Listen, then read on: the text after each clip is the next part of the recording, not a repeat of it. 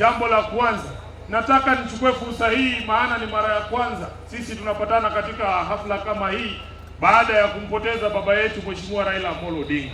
Kama hakuna kiongozi wa ODM ashawahi kuwaambia, nataka niseme leo, asanteni sana kwa kusimama na baba miaka hiyo yote. Asanteni sana kwa kusimama na chama cha ODM miaka hiyo yote. Asanteni sana kwa kusimama na mimi nikiwa katibu mkuu wa chama cha ODM.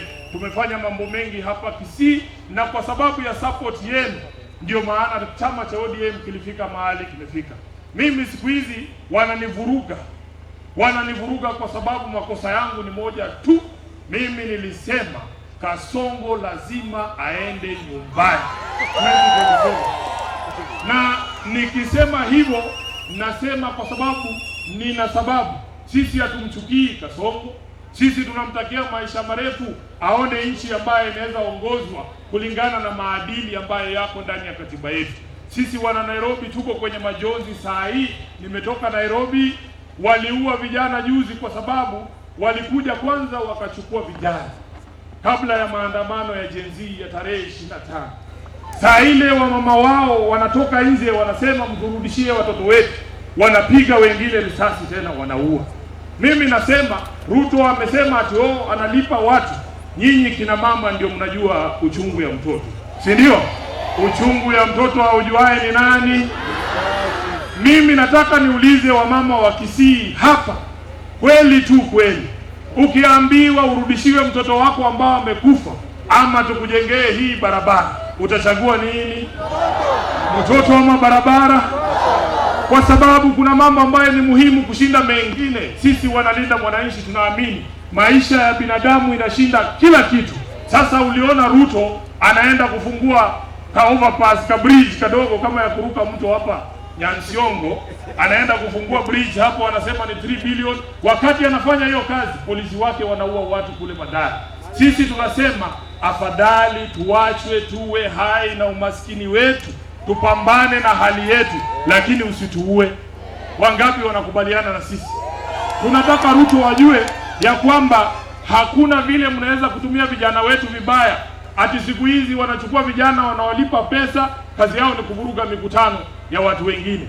Vile tumekaa hapa, kina mama wetu wako smart, wako na amani, wanapanga mipango yao. Unatuma vijana kuharibu mkutano kwa nini? Wanachukua vijana wakati wanakosana mambo ya malipo, wanapiga risasi, kijana anakufa.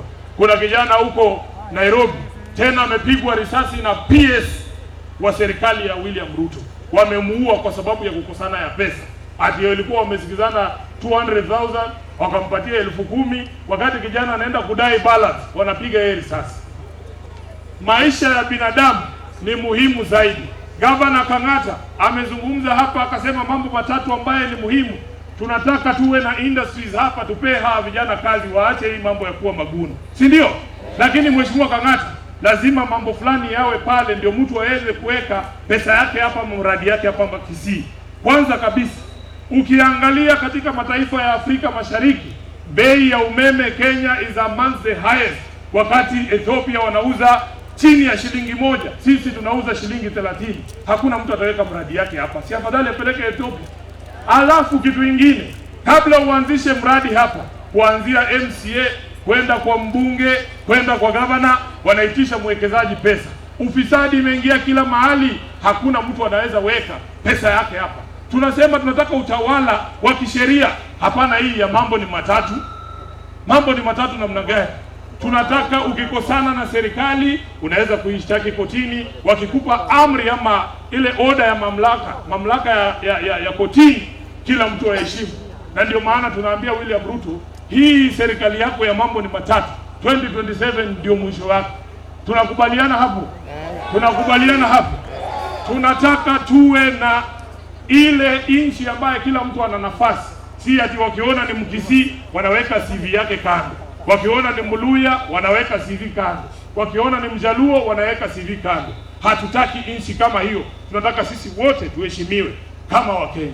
Bila kuchukua muda mrefu, nataka nishukuru my lord the Chief Justice Emeritus Mheshimiwa David Maraga kwa sababu ya kuamua kuja kujiunga na sisi kwa ajili ya hawa kina mama hapa Kisii.